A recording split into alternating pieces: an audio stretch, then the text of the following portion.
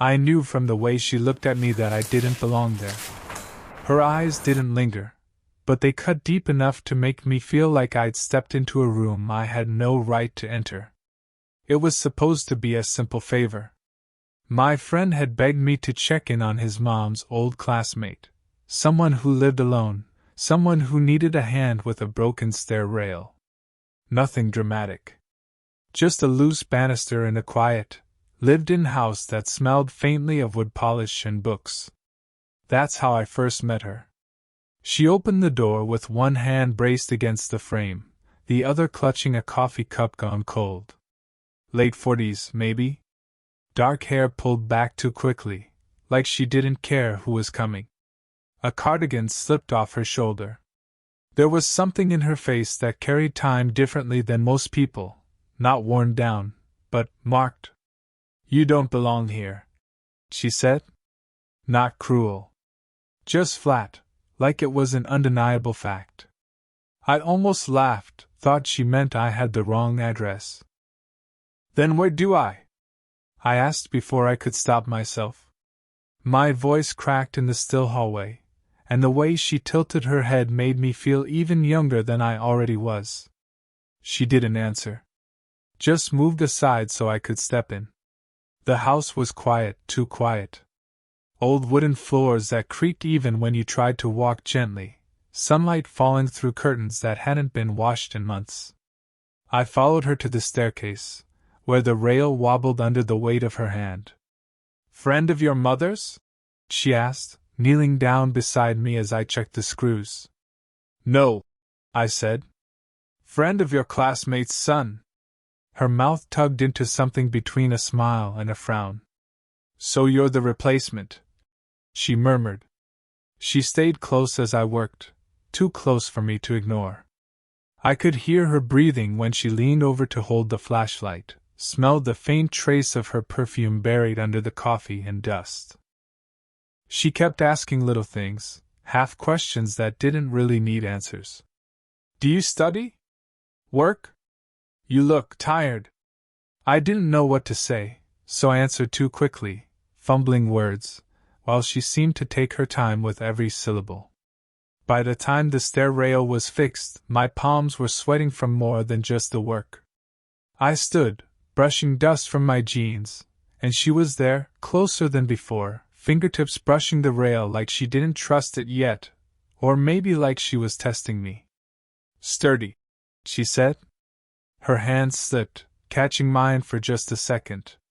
Not enough to call it anything. Just skin against skin, a pause neither of us admitted to. I should have left then. I knew it. But she looked up, and her eyes stayed on me longer this time, not cutting, not cold. Searching. "You really don't belong here," she whispered again. Only this time it didn't sound like rejection. It sounded like a challenge. And before I could answer, she turned, walking deeper into the house, leaving me in the hall, heart racing, caught between leaving and following. I should have walked out the door. That was the plan: fix the rail, thank her for the coffee I never drank, and leave before the silence stretched too far. But I didn't. Something about the way she disappeared into the dim light of that house felt like an invitation, even if she never said the words. She was sitting at the kitchen table when I found her again, the same cold cup in her hand. The radio hummed low in the background, some station that played songs from before I was born. She didn't look up right away, just traced the rim of the mug with her finger like she was trying to keep herself from saying something. "You remind me of someone," she said finally. "Who?" She shook her head. "Doesn't matter." But it did. The way she said it made me want to know more. I sat down across from her, feeling out of place on the edge of her world. The table between us was scattered with unopened mail, a grocery list, and a photograph turned face down. Every detail seemed personal, like I was trespassing without meaning to. "Why'd you say I don't belong here?" I asked. Her lips curved, but it wasn't a smile. "Because you don't. You're too young. Too untouched." She stopped herself, and for a moment, I thought she regretted letting that much slip. I wanted to argue, to tell her she didn't know me at all, but instead I just watched her. The small crease near her mouth when she frowned. The way her hands, elegant but restless, folded and unfolded around the mug. "You've been through something," I said quietly. Her eyes flicked up sharp, but softened just as fast. "Haven't we all?" It was the first time she looked at me without that wall between us, and it made my chest feel tight. She set the mug down too hard, coffee sloshing. "Divorce," she admitted after a pause. "Messy. Too long. It leaves marks you don't see right away." I nodded, even though I couldn't possibly understand. Still, I wanted to. The silence that followed wasn't empty. It was heavy, stretched thin, like one wrong word would snap it. My leg bounced under the table, and I forced it still. She noticed anyway, the corner of her mouth twitching. "You're restless," she murmured. I wanted to say, "Only around you." Instead, I laughed it off, too quick, too nervous. Her hand moved across the table, brushing against my forearm as if by accident. But it wasn't. Not really. Her touch lingered just a second too long, warm against my skin, and it made every thought scatter. "Stay a little longer," she said, her voice low, almost casual, though her eyes betrayed her. "The house feels quieter when you're gone." My throat tightened. Words sat on the edge of my tongue, something reckless, something I shouldn't say, but I swallowed them down. For now. The house felt smaller the longer I stayed, like the walls were leaning in, listening to us. She poured herself a fresh cup of coffee this time and slid the mug across the table toward me without asking. It wasn't about the drink, it was about the gesture, the quiet way she wanted me to stay. I took a sip just to have something to do with my hands. It was bitter, too strong, but I kept drinking. "You shouldn't get comfortable here," she said suddenly. "Why not?" Her eyes lingered on me, unreadable. "Because people start to think things. You start to think things." The words landed heavier than she meant them to, and she quickly looked away, pretending to fuss with the mail. But I couldn't stop staring at her, the loose strand of hair falling against her cheek, the way her sweater slipped lower on her shoulder, exposing the line of skin that shouldn't matter but did. I shifted back in my chair, forcing space between us. "She's older. She's hurting. Don't mistake her loneliness for something else." But then her hand brushed mine again when she reached for the sugar, light but deliberate. This time, I didn't move. The sound of a phone ringing cut through the moment, sharp and jarring. She froze, eyes flicking toward the counter where the phone vibrated against the wood. She didn't answer. The ringing stopped. Silence returned. But something had shifted, tension thickened, louder than the clock ticking on the wall. "You're not going to pick up?" I asked. "Not tonight," she murmured, almost to herself. Her voice carried something heavy, something raw. I wanted to ask who it was, but I didn't. Instead, I watched her steady herself, fingers pressed against the edge of the table like she needed to hold on to something solid. "You ever wish you could just erase a part of your life?" she asked, eyes still fixed on the wood grain beneath her hand. The question was too big for the room, too heavy for me, but it cracked something open inside her. I saw it in her face, the regret, the exhaustion, the unspoken longing. "Yeah," I said quietly. "More than I admit." She looked up at me then, and for the first time, there was no wall, no guarded smile. Just her. The air between us tightened, and I felt myself leaning forward before I realized it. My heart kicked against my ribs. I should have pulled back. I should have stood, said goodnight, left her to the silence she was used to. But I didn't. Her hand slipped over mine, warm and sure, fingers curling like she'd been waiting for me to stop hesitating. The knock on the front door made us both jump. We froze, staring at each other, our hands still linked. The knock came again, firmer this time. Neither of us moved. The knock faded into silence, but the damage was done. Whatever fragile thread had been pulling us closer snapped, leaving us both sitting too still, too aware of what almost happened. She stood first, her hands sliding away from mine like it had never been there at all. She started, but didn't finish. The door remained unanswered. Whoever it was had already given up. The quiet that followed was heavier than before, pressing down on the room until I couldn't stand it. "You were going to say something," I said. Her back was to me, shoulders tense as she fussed with the dishes in the sink. "You shouldn't be here this late." "That's not what you meant." She froze, her hands gripping the edge of the counter. A long pause. Then she turned, slowly, eyes locking on mine. "You're too young to get tangled in someone else's wreckage." I swallowed hard. "You think I don't know that?" The words came out sharper than I intended, but I didn't take them back. I leaned forward, elbows on the table, trying to catch her gaze even as she looked away. "You keep saying I don't belong here," I continued. "But you're the one who keeps asking me to stay." Her lips parted, but no sound came. She looked suddenly smaller, like the weight she carried had pressed her into the floor. "Do you want me to leave?" I asked. She opened her mouth, closed it again. Then finally, "I don't know." It was the most honest thing she'd said all night, and it rattled me. I pushed back from the chair, standing now, the air between us charged, unsteady. "You're not broken," I said, softer this time. "You act like you're too damaged for someone to even look at you, but that's not what I see." Her eyes met mine then, sharp and wet at the edges. She stepped closer, each movement deliberate, until she stood just a breath away. "Careful," she whispered. "You don't know what you're inviting." My pulse thundered in my ears. I wanted to reach for her, to close the gap, to prove I wasn't afraid of whatever history haunted her. But my hands stayed clenched at my sides, shaking from restraint. "I know I shouldn't," I admitted, my voice breaking. "But I can't stop thinking about it."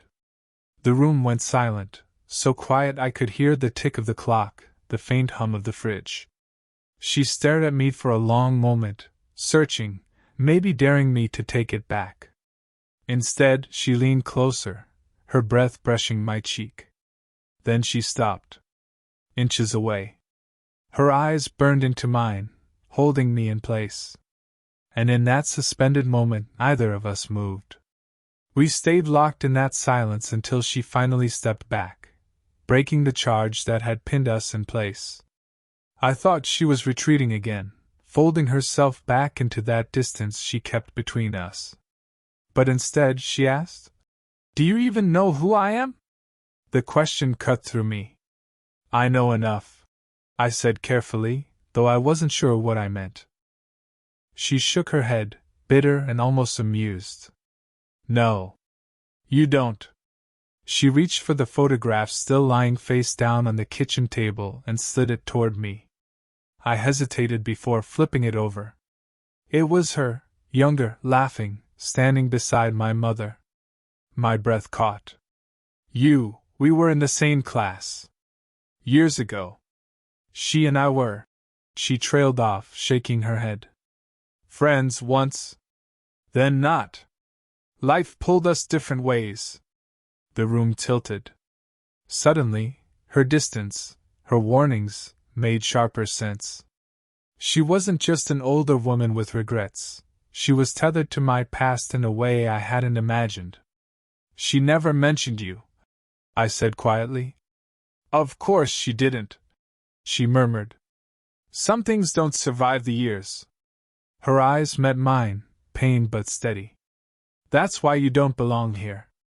You're not just too young, you're too close." I should have stood, should have left right then, but instead my chest ached with something heavier than before. So what? I asked. Because you knew my mother 20 years ago, I'm not allowed to sit here? Not allowed to. I stopped myself before finishing the thought. Her jaw tightened. It's not that simple. It feels simple to me, I said, heat rising in my voice. I don't see her when I look at you. I see you. Her eyes flickered, betraying a crack in her resolve. She opened her mouth, then closed it again, fingers curling into her sweater. The sound of my phone buzzing in my pocket shattered the moment. I pulled it out, saw my friend's name flashing on the screen. The same friend who had asked me to come here, who trusted me to help her, not this. I didn't answer. She noticed. Her voice was low, tight. He'll know something's wrong if you don't pick up. I don't care, I said, too fast, too raw. The phone went silent, but the echo of it lingered in the air, pressing on us both. She turned her face away, but not before I caught the glimmer of something in her eyes, not anger, not shame. Something closer to surrender. You're making this harder than it needs to be, she whispered. Or maybe, I said, my throat dry. You're just afraid of what happens if you stop pushing me away. She stared at me then, unblinking, the weight of the past and present colliding in that gaze. Neither of us moved. Her stare wouldn't let me go. It was the kind that pinned you down, made escape impossible even if the door was wide open. I swallowed, my throat tight. Say it, I whispered. If you want me to leave, say it. Her lips parted, but no words came. She pressed her hand against the table instead, fingers curling like she was anchoring herself. I can't, she said finally, her voice breaking in the middle. It was the smallest confession, but it was enough to undo me. My chest burned, my restraint slipping with every second she didn't push me away. You think I don't lie awake at night knowing this is wrong? She said, shaking her head. You think I haven't told myself 100 times that I shouldn't want this? Her voice cracked on the last word, and she pressed her palm against her mouth as if she'd said too much. I stepped closer. Then stop fighting it. She dropped her hand, eyes searching mine with desperation and fear tangled together. You don't understand. I've lost too much already. If I lose control now... I cut her off without thinking, my words sharper than I meant. Then let me be the one thing you don't lose. The silence after that was unbearable. Every sound in the house seemed to vanish, no ticking clock, no hum of the fridge. Just us, breathing unevenly, too close to pretend anymore. Her hand trembled when she lifted it, but she didn't pull back when it landed on my chest. My heart hammered against her palm, proof of everything I couldn't say without breaking. You're not supposed to be here, she whispered again, softer this time, almost tender. Then tell me to go, I said. Her fingers curled into my shirt instead. That was the moment. The one that changed everything. Not a kiss, not some grand declaration, just that small surrender, her finally letting herself hold on. I covered her hand with mine, steadying it, steadying her. My voice was quiet, but certain. I'm not leaving. Her eyes glistened, and for once, she didn't argue. She didn't warn me off, didn't hide behind age or history or regret. She just let herself look at me, really look, like she'd been waiting years for someone to see her without flinching. And in that gaze, heavy and unguarded, something settled between us, not perfect, not safe, but real. We stood there, suspended in the weight of what we'd admitted without saying the words outright. The line we'd been circling for so long wasn't blurred anymore. It was gone. Neither of us moved to cross it. We didn't need to. The truth had already crossed for us. We stayed like that, her hand against my chest, my hand over hers, longer than felt possible. No one spoke. There were no explanations left that could make sense of what we had just admitted to each other without saying it outright. When she finally moved, it wasn't to pull away. It was to sit down slowly at the kitchen table, her shoulders dropping as if the fight she'd been carrying for years had finally run out of her. I joined her, sitting across but leaning in, unwilling to let the distance rebuild itself. "Do you know what scares me most?" she asked, her voice low, eyes fixed on the rim of her mug. "What?" "That this isn't temporary." She glanced up, and I caught the weight of her truth in that look. "That I'll want you tomorrow, and the day after, and it won't stop." For a second, I almost laughed from relief. "You say that like it's a bad thing." Her smile was small, unsteady, but real. "You don't know what it costs to want something you shouldn't." "Maybe I don't," I admitted. "But I know what it feels like to walk away from something you can't stop thinking about. And I'm not doing that again."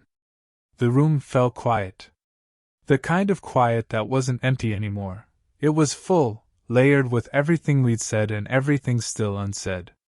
She leaned back, studying me like she was memorizing my face, maybe weighing the risk against the pull she couldn't deny. Then, softly, almost to herself, she said, "You're not a boy, are you?" "No," I said. "Not anymore." Her hand reached for mine again. This time, there was no hesitation. No trembling. She laced her fingers with mine, holding on with a steadiness that felt like an answer. And in that moment, I realized what had changed.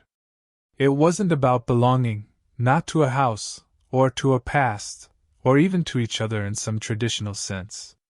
It was about being seen. She saw me not as someone's son, or someone too young, but as someone who had chosen her. And I saw her not as someone broken, or older, or complicated, but as someone worth choosing. It wasn't perfect. It wasn't simple. But it was real. When I finally stood to leave, she walked me to the door.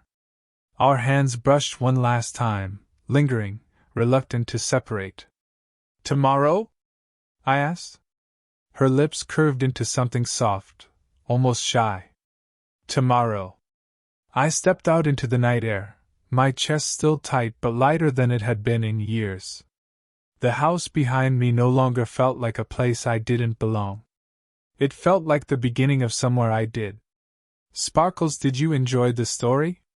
Thought Balloon, what kind of stories would you like to hear next?